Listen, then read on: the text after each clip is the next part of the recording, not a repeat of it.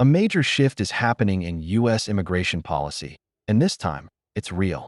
For decades, immigration reform was little more than empty promises.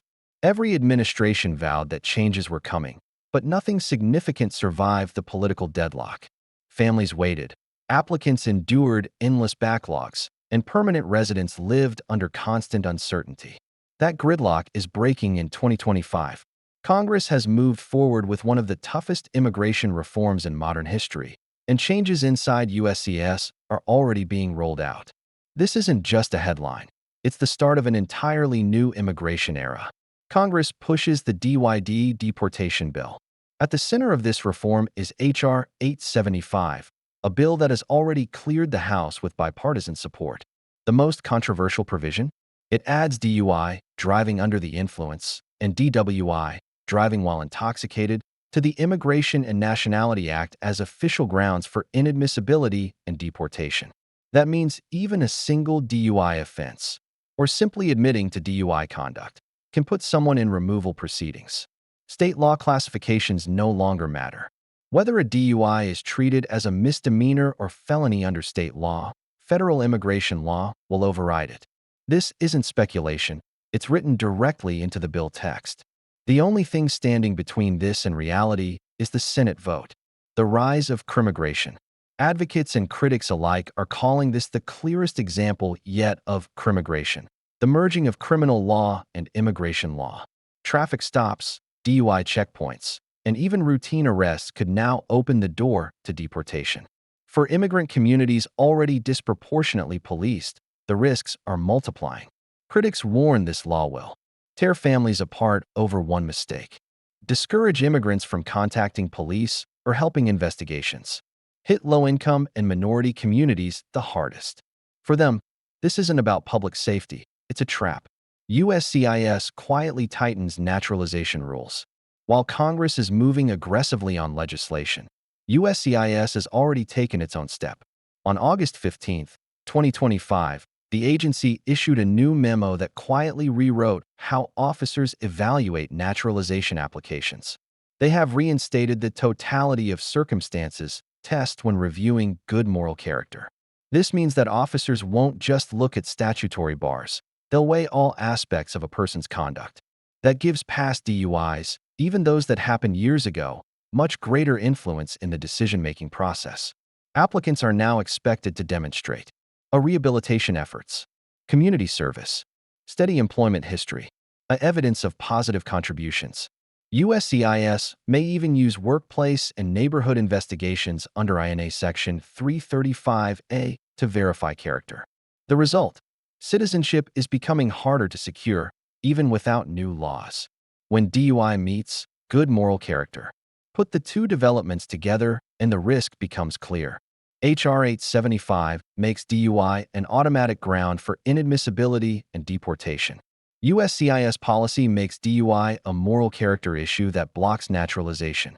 That means just one DUI conviction, or even admitting to one, can now get you deported, block a green card application, deny your U.S. citizenship, prevent you from re-entering the U.S. after travel abroad. The idea of permanent residency as a shield is cracking. Citizenship is the only true protection left. Real-world scenario. Let's make this personal. Imagine a green card holder who has lived in the U.S. for 12 years. They've paid taxes, raised children, and built a stable life. One night, they're arrested for DUI. There's no jail time, just a misdemeanor. Under these new rules, that single mistake could mean losing their green card, facing deportation proceedings, being permanently barred from naturalization, being denied re-entry after even a short trip abroad. This is why many advocates are calling this one of the harshest immigration shifts in decades. Supporters' perspective, public safety first. Lawmakers defending the bill argue that it's all about saving lives. DUI accidents kill thousands of Americans every year. Their case is straightforward. Immigrants should be held to the strictest standards. Residency is a privilege, not a right. If you choose to live here, you must obey the law perfectly. Republicans frame it as accountability. Democrats frame it as a trade-off, stricter enforcement in exchange for faster and clearer legal pathways. For supporters, this is common sense. For critics, it's overreach. Critics push back. Immigration lawyers, civil rights groups, and community advocates are sounding alarms. Their arguments are sharp. The law treats all DUIs the same, ignoring differences across states. Citizens and immigrants are punished under completely different standards. It risks silencing immigrant communities, making people afraid to engage with law enforcement. It destabilizes the lives of long-term residents who believe their green card was permanent protection. Some even warn the law could be unconstitutional if applied retroactively to past offenses. The bigger picture, phase one of more to come. Experts caution that this reform is only the beginning. Today, DUI is added as a deportable offense. Tomorrow, it could be other crimes. Today, naturalization officers are told to weigh more factors. Tomorrow, denials could spike even higher.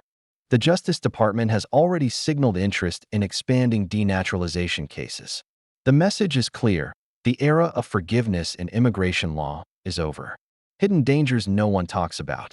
This reform is not just about DUIs. The dangers run much deeper. Old convictions could resurface. A case you thought was closed may come back to haunt you. Dismissed charges might still trigger questions. International travel becomes risky. One flagged record could mean you're refused entry at the airport. Green card holders are no longer shielded. Your protection is now similar to that of a temporary visa holder. Lawyers report that more immigrants are delaying naturalization. Families are worried about green card renewals, and employers are growing nervous about work authorizations. The margin for error is shrinking to zero. Retroactivity, the silent threat. One of the most worrying aspects is retroactivity. If the final law is written broadly, it could apply to past conduct. That means even DUIs or admissions of DUI from decades ago might suddenly count against you. Critics call this a permanent trap, where no past mistake ever truly goes away. The line between being safe and being deportable has never been thinner. Legal challenges are coming. This story isn't finished yet. Immigration lawyers are already preparing lawsuits, challenging the bill on grounds of retroactivity and fairness. Civil rights groups are studying whether it violates equal protection. The Senate still has the power to amend the bill, narrow its scope, or even delay it. But until then, the risk is real and immediate. What immigrants should do now? If you're watching this, here are practical steps to take right away. If you have a DUI record, consult an immigration attorney immediately. Post-conviction relief may still be possible. If you're applying for citizenship, gather evidence of rehabilitation, community service, and positive contributions before filing. If you travel abroad, be extremely cautious. A past DUI could affect your reentry if the law passes. If you care about this issue, contact your senators. Public input could influence the final outcome. A final wake-up call. This reform represents both a warning and an opportunity. For those who follow the rules, lawmakers promise faster processing and clearer pathways. But for those who falter even once, the punishment will be permanent and unforgiving. Remember the new reality. 1 DUI equals deportation. 1 DUI equals inadmissibility. 1 DUI equals no citizenship. The stakes have never been higher. Final thoughts. So what do you think? Is this reform a necessary step toward public safety or an unfair policy that punishes immigrants too harshly? Drop your thoughts in the comments. Share your experiences. Your story could help others understand the real-world impact of this law. And if you found this breakdown helpful, don't forget to like this video, subscribe to the channel, and hit the bell icon so you never miss an update. Thanks for watching, and I'll see you in the next video.